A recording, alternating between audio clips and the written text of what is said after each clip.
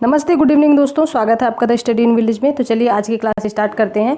इस मतलब वीडियो में आपको प्रीवियस ईयर क्वेश्चन डिस्कशन किया जाता है, यानी कि जो प्रीवियस ईयर क्वेश्चन हैं जो कि घटना चक्र पर आधारित होते हैं, घटना चक्र के होते हैं, वो किसी भी एग्जाम के हो सकते हैं। यूपी पीसीएस, यूपीएससी और बीपीएससी, आरओ, जो एमपी पीसीएस, उत्तराखंड पीसीएस, जिसके भी होते हैं, इसमें आपको अच्छे से डिस्कशन किया जाता है। क्योंकि हम कोई भी एग्जाम देने जाएँ उसका प्रीवियस ईयर क्वेश्चन देखना बहुत ज़रूरी होता है, क्योंकि उसी पैटर्न में फिर हमको तैयारी करने का एक आइडिया मिल जाता है कि हाँ, हमको कैसे क्वेश्चन एग्जाम में पूछे जाते हैं, तो हमको कैसे मतलब कि पढ़ाई किस स्तर के लेवल की करनी है, ठीक है, कैसे करनी है।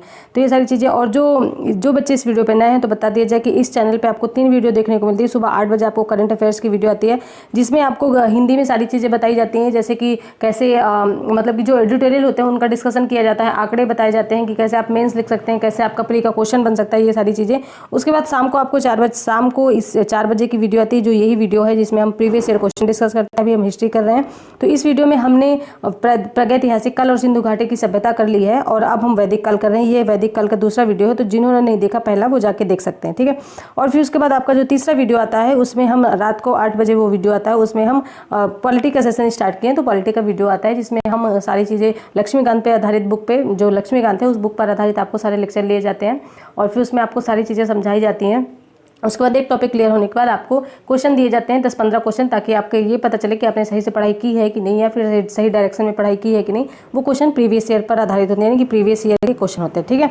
चलिए पहले क्वेश्चन की ओर बढ़ते हैं। देखिए, और आप अपना आंसर स्कोर जरूर बताएं कितना हो गया है, कितना मतलब आपका जा रहा है, आपकी तैयारी सही डायरेक्शन में है या नहीं। ऋग्वेद संहिता का 9वां मंडल पूर्णतः किसको समर्पित है? इंद्र और उसका हाथी, उर्वशी और स्वर्ग, पौधों और जड़ी बूटियों से संबंधित देवतागण, सोम और इस पेय का नामाकृत देवता। तो आप इसको बताइएगा, ये 40वीं बीपीएससी में 1995 में पूछा गया, तो आप इसका बताइएगा कि आंसर क्या है। तो इसका आंसर बता दिया जाए कि इसका आंसर है सोम और उसके पेय का नामाकृत देवता। चलिए इसकी डिटेलिंग देख लेते हैं। यहाँ पे देखिए, बताया, हम पिछली क्लास में बातचीत कर चुके हैं कि ऋग्वेद में 10 मंडल है। अब बताइएगा सूक्त उसमें कितने हैं, ठीक है। तो इसमें 10 मंडल है, और 9वें मंडल में क्या है कि 114 सूक्त हैं, जिसमें सारे 114 इसका इस सोम देवता को, मतलब जो सोम रस है था उसको, और उसको जो पीने वाले देवता थे उनको समर्पित था, ठीक है। चलिए दूसरे क्वेश्चन की ओर बढ़ते हैं। देखिए यहाँ पे दूसरा क्वेश्चन पूछ रहा है। दूसरा क्वेश्चन आपका बता रहा है कि यज्ञ संबंधी विधि विधानों का पता चलता है। कौन से वेद से यज्ञ संबंधी विधि विधानों का पता चलता है? तो ऋग्वेद से, सामवेद से, और ब्राह्मण ग्रंथों से, यजुर्वेद से। तो ये आर्यस, यानी कि जो राजस्थान का प्री का क्वेश्चन है, राजस्थान पीसीएस के प्री का क्वेश्चन 1999 में पूछा गया था। तो इसका आंसर आप बताइएगा कि कौन सा है। चलिए इसका डिटेल देख लेते हैं। देखिए कि इसमें मैंने पिछली क्लास में बता दिया है कि यज्ञ संबंधी विधि विधानों का पता यजुर्वेद से चलता है। यजुर्वेद के 2 भाग हैं, एक शुक्ल और एक कृष्ण यजुर्वेद और शुक्ल यजुर्वेद, ठीक है, ये याद रखिएगा। तो इसका आंसर क्या है? इसका आंसर है आंसर डी, यजुर्वेद, ठीक है। यज्ञ जो संबंधित है यजुर्वेद से संबंधित है। तीसरे क्वेश्चन की ओर बढ़ते हैं। बताइएगा कि आपका कितना मतलब कितने क्वेश्चन सही गए। निम्नलिखित में से किस का संकलन ऋग्वेद पर आधारित है? यानी कि कौन से वेद का संकलन ऋग्वेद पर आधारित है? कौन सा वेद है जो ऋग्वेद की भांति है? तो इसमें यजुर्वेद, सामवेद, अथर्ववेद, और इनमें से कोई नहीं। ये यूपी पीसीएस प्री 1997 का क्वेश्चन है। तो इसका डिटेल देख लेते हैं। यहाँ पे देखिए बताया हुआ है, यहाँ पे कहा है कि सामवेद पे कुल 1875 रचनाएं हैं, जिनमें से सामान्य मत के अनुसार 75, जबकि कुछ मतलब विद्वानों के अनुसार 99 को छोड़कर बाकी जितनी भी रचनाएं हैं ये सब ऋग्वेद पर आधारित हैं, सामवेद की। यानी कि सामवेद में जो भी रचनाएं हैं वो ऋग्वेद की कॉपी है, पूरे उसकी कॉपी ही कर ली गई है। इसमें सिर्फ कुछ लोग 75 बोल रहे हैं कि, और कुछ लोग 99 बोल रहे हैं। इतनी रचनाओं को छोड़कर बाकी ऋग्वेद की रचनाएं हैं। तो ये आपको मतलब अब ये क्वेश्चन का आंसर आप दे सकेंगे। तो आप बताइए कि इसका आंसर क्या है। तो इसका आंसर है सामवेद। चलिए चौथे क्वेश्चन की ओर बढ़ते हैं। यहाँ पे पूछा हुआ है, देखिए चौथे क्वेश्चन में क्या कहा गया है कि भारत के किस स्थल की खुदाई लौह धातु के प्रचलन के प्राचीनतम प्रमाण मिले? मतलब कहाँ पर लौह धातु के प्राचीनतम प्रमाण मिले, यानी कि जो लोहा है उसका सबसे पहले प्रमाण मिले। तो तक्षशिला, उतरंजी खेड़ा, कौशाम्बी, हस्तिनापुर। ये यूपी पीसीएस प्री 1998 का क्वेश्चन है। चलिए इसका डिटेल देख लेते हैं। आप लोग इसका आंसर बताइएगा कि आपका सही हुआ, आपका सही गया या फिर गलत हुआ। तो इसमें अतरंजी खेड़ा, आलमगीरपुर, मथुरा, रोपड़, श्रावस्ती, कापिल्य आदि स्थानों में खुदाइयों से लौह युगीन के साक्ष्य मिले। आप इन स्थानों के नाम जरूर याद रख लीजिएगा। इससे क्या होगा, आप जब इन स्थानों के नाम याद रख लेंगे तो इससे आपको ये समझ में आएगा कि जो भी इससे मतलब कि ये स्थानों के नाम भी पूछे जा सकते हैं, कहते हैं कि इसमें कौन कौन से स्थान है जहाँ पे लौह धातु की प्राप्ति हुई है, तो मतलब पता चला है। तो ये चीज़ें, ये स्थान याद रख लीजिएगा। फिर उसके बाद क्या कहा गया कि अतरंजी खेड़ा में लौह धातु का धातुमल तथा धातु शोधन के में प्रयुक्त होने वाली भट्टियाँ मिली हैं, जिनसे यह संकेत मिलता है कि यहाँ लौह धातु के गलाने का स्थानीय कार्य रूप, मतलब स्थानीय रूप से कार्य किया जाता था वहाँ पे अतरंजी खेड़ा में। तो ये है आंसर, और मतलब इसको बताइएगा कि आपका आंसर सही है कि नहीं, और इसमें है आंसर बी यानी कि अतरंजी खेड़ा। ठीक है, चलिए 5वें क्वेश्चन की ओर चलते हैं। देखिए इसमें पूछा हुआ है उपनिषद पुस्तकें हैं, यानी कि उपनिषद पुस्तकें किस पर आधारित हैं, ऐसा पूछा हुआ है। तो ये यूपीपीसीएस प्री और मेंस 2002 और 2004 में पूछा गया है। तो उपनिषद पुस्तकें धर्म पर आधारित है, योग पर आधारित है, विधि पर आधारित है, दर्शन पर आधारित है। इसका आंसर आप लोग दीजिएगा, फिर बताइएगा कि आपका आंसर सही है कि गलत है। उपनिषद दर्शन पर आधारित पुस्तक है और इन्हें वेदांत भी कहा जाता था, तो इनका दूसरा नाम भी याद रखिएगा, इन्हें वेदांत कहा जाता है। और ये किस पर आधारित है, दर्शन पर आधारित है। ठीक है, तो इसका किस किस का ये आंसर सही है बताइए, डी है। चलिए 6वें क्वेश्चन की ओर चलते हैं। यहाँ पे देखिए पूछा हुआ है उपनिषदों का मुख्य विषय क्या है, वही चीज पूछा गया, थोड़ा सा क्वेश्चन घुमा दिया है। तो सामाजिक व्यवस्था, दर्शन, विधि, राज्य, ये यूपी लोअर सब प्री में 1998 में पूछा गया, यानी कि 1998 में पूछा गया।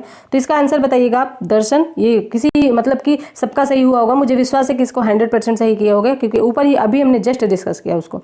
तो ये आपका है 7वां क्वेश्चन, इसमें बताइएगा, इसका बताइएगा कि किन किन लोगों का ये सही है। तो इसमें क्या है, नचिकेता आख्यान का उल्लेख मिलता है, किसमें मिलता है, अथर्ववेद में, यानी कि नचिकेता का जो भी बातचीत थी वो किस वेद में मिलती है, अथर्ववेद में, सतपथ ब्राह्मण में, कठोपनिषद में और बृहदारण्यक उपनिषद में। ये यूपीपीसीएस मेंस 2006 का क्वेश्चन है। ये बहुत बार क्वेश्चन पूछा गया, मतलब हर एग्जाम में ज्यादातर ये क्वेश्चन बहुत बार पूछा गया, मैंने कई जगह देखा है। ठीक है, तो इसको ध्यान से पढ़िए। देखिए यहाँ पे बताया हुआ है, यहाँ पे कठोपनिषद में यम और नचिकेता का संवाद उल्लिखित है। इनमें आचार्य यम ने नचिकेता को उपदेश दिया है। इसमें कहा गया है कि ना इस आत्मा का कभी जन्म होता है और ना इसकी कभी मृत्यु होती है। किसकी आत्मा की, यह अजन्मा, नित्य और शाश्वत है।